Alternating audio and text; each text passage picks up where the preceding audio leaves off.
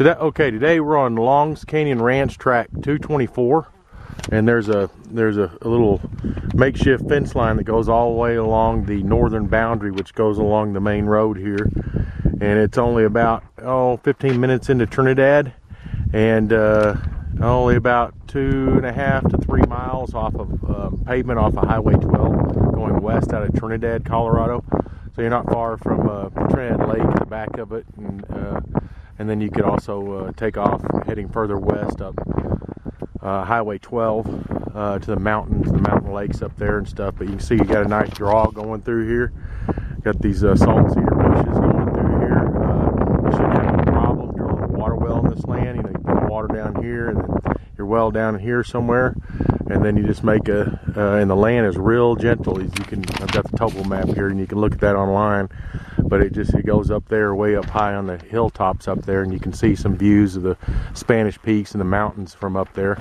But this land is really usable in a lot of ways. So what we're going to do today is I'm going to turn around and go in through the little gate entrance that they've got over there, and I think we can cross that arroyo, I hope, and then get up on the other side, and we'll take a hike up through this land and show you what it's like as we get towards the top. Okay, so we're still standing at this northwestern property corner, and I just wanted to show you the topo map, and I'm going to turn to where this lines up right to the north here. So we're at this northwestern corner right here, and we're going to drive in, and we're going to come in here, but I'm going to take a hike up through the land, coming up to this back portion, and then come back down. And like I say, this fencing goes all the way on the front side, and I've marked it with orange tape on both ends. And you'll see there's a sign right in the middle of the tract, and I've got driving directions, aerial and topo for folks that want to come here and take a look at it themselves.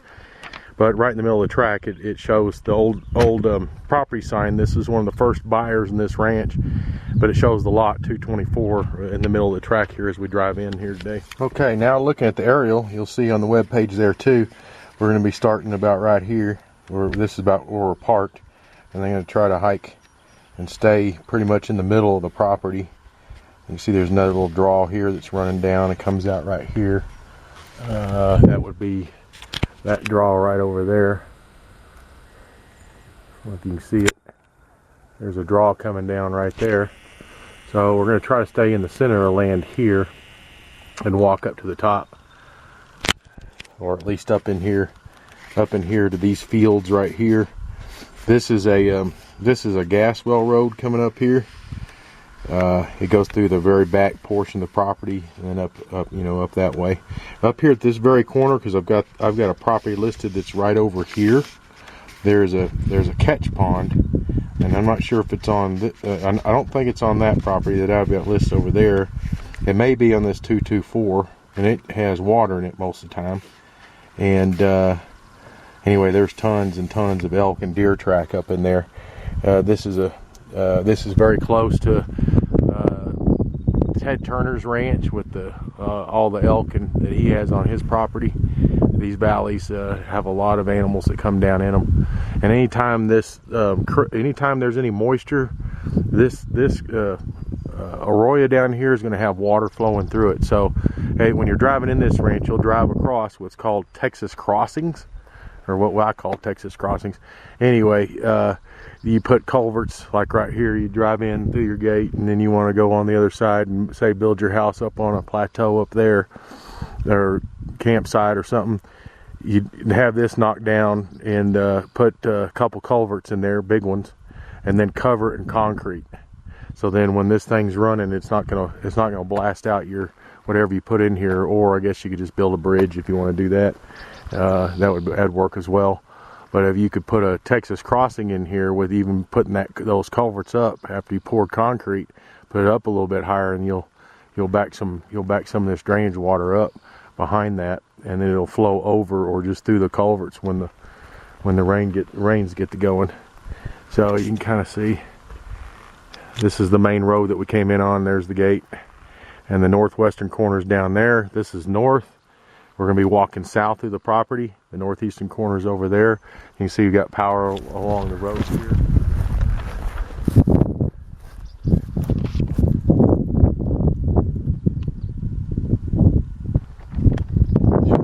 shot at drilling a water well here.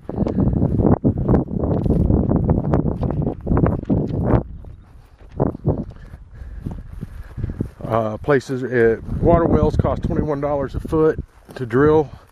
When you have valley bottoms like this, you can get them within typically 100 to 200 feet. A lot of mountain tracks don't have any valley bottom, so they have to try to drill on, higher up on one of these hills. And basically, however high up you are from your nearest valley bottom, that's about, you're gonna have to drill that deep or deeper to get to water. The water well productions average 5 gallons per minute in our area. And overall, if you get a property like this and you want to drill a water well, like I say, your chances are a lot higher of getting it at a shallower depth, and it makes things a lot easier. And then especially with this gentle terrain that this property has going all the way up the top, wherever you wanted to build, you could potentially trench it yourself.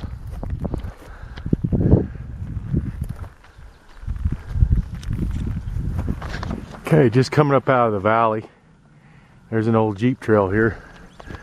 If I'd seen that, I'd probably worked my way around and driven up this. See how far it goes. Coming up out of the valley, here's a little Jeep trail here. Zoom out a little bit.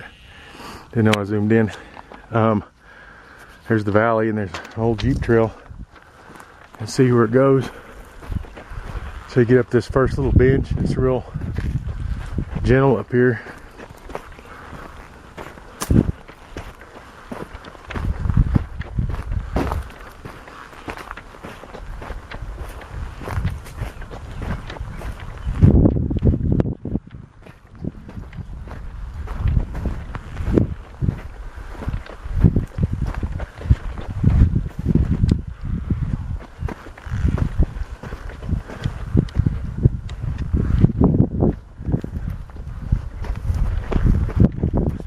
So basically the Jeep trail ended right here on this first bench, and you got a little bowl here.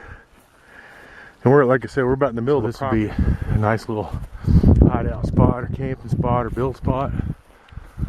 We're gonna head to the top of that next bench, see what it looks like up there. Pretty prickly pear, say that fast, pretty prickly pear cactus blooming.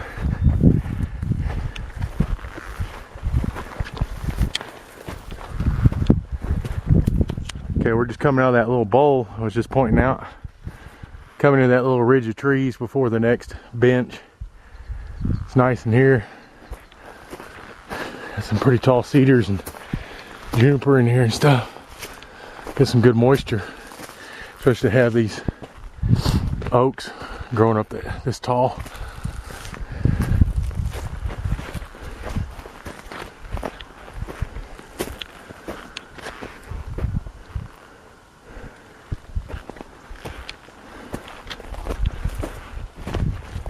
So what we've done, and the map is facing south, so are we, as we've come up to, I believe, this point right here. And I'm going to walk along it up higher and then circle back around and come down this valley. The valley right here. That would be a portion of this. That would be this little valley right here. Is what we're looking at. We're standing on this point on the aerial, looking down this way. So there's another patch of grass and meadow that's further up higher.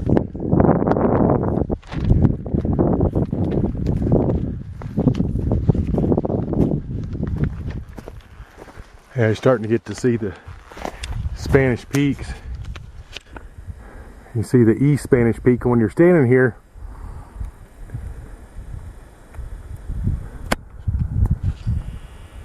standing here, it looks about that big, and the West Spanish Peak is right next to it. We got to get up higher, but you're starting to see the mountain ridges and views that are around us here.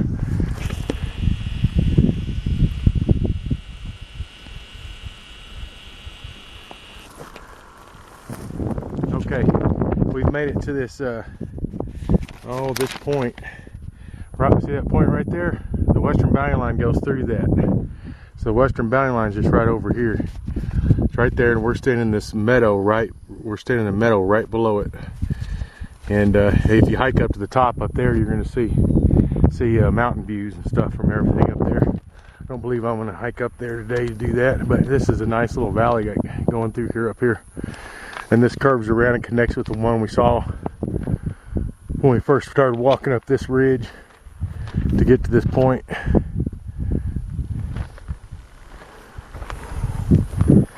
So I'm going to walk down this valley and then basically come back to that point where we were overlooking the bottom portion of it just a little bit ago.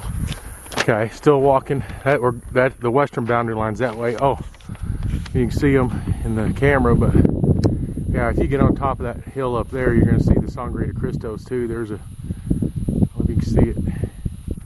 There are a couple of the peaks right there.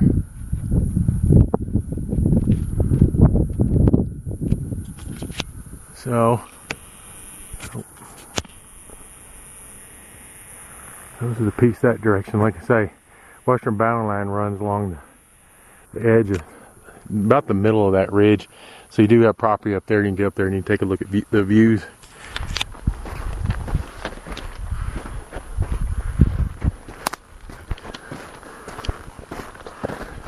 This is that valley that I think that runs down, and just off the eastern side of the property down at the bottom. I was showing you before we came up out of the bottom.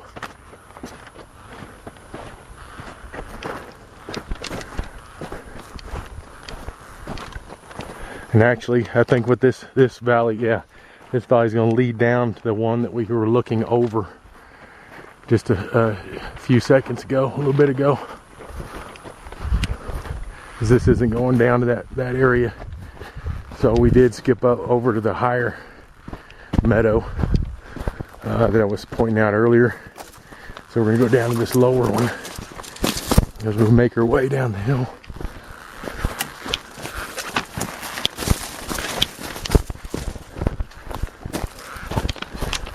A lot of moss rock in here.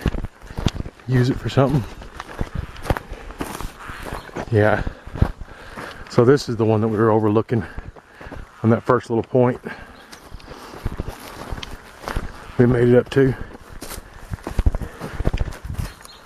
Okay, so we've walked down a little bit down this Aurora. We come from the meadows that way.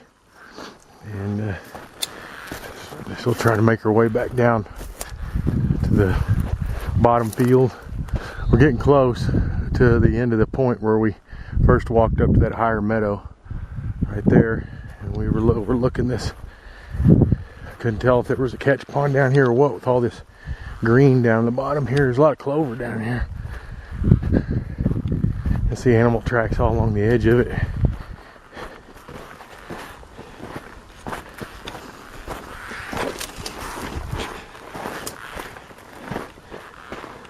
Some of them blooming cactuses.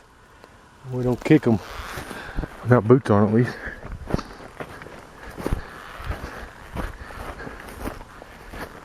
Okay.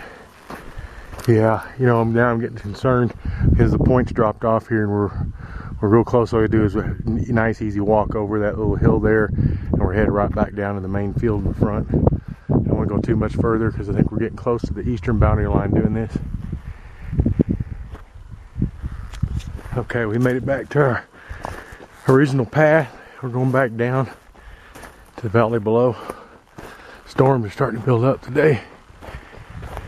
They're already starting to thunder. It's about noon, Mountain Standard Time here. And it's June, 26th or something like that.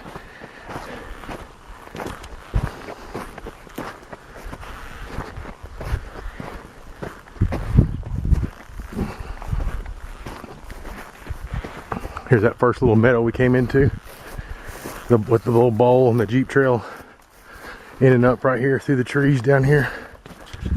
Okay, I'll walk my way back into the land and across it. So it's coming back. So we're coming out towards the western side of the bottom field here. So the northwest corner where we started by that pile of rock over there. And there's where we parked. So we come down from. This would be a good way to take a road up. If you wanted to take one up there too. We already got a roughed in Jeep trail to that one part up there.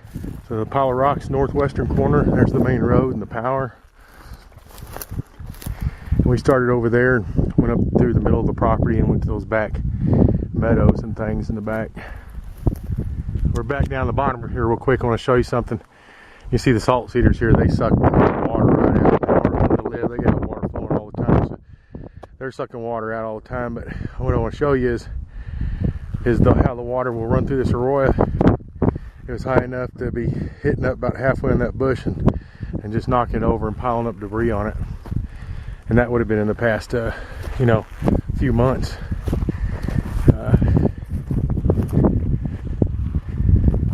We get good, we get average rainfalls on a weekly average snows on a weekly basis during the winter. None of it really sticks around long, but it'll keep everything green. And when it comes down, the water can get high in here. You've got a canyon coming here, feeding into it. There's a draw over by the pile in the northwest corner, that whole draw up there coming down into it. And of course, all that way back there.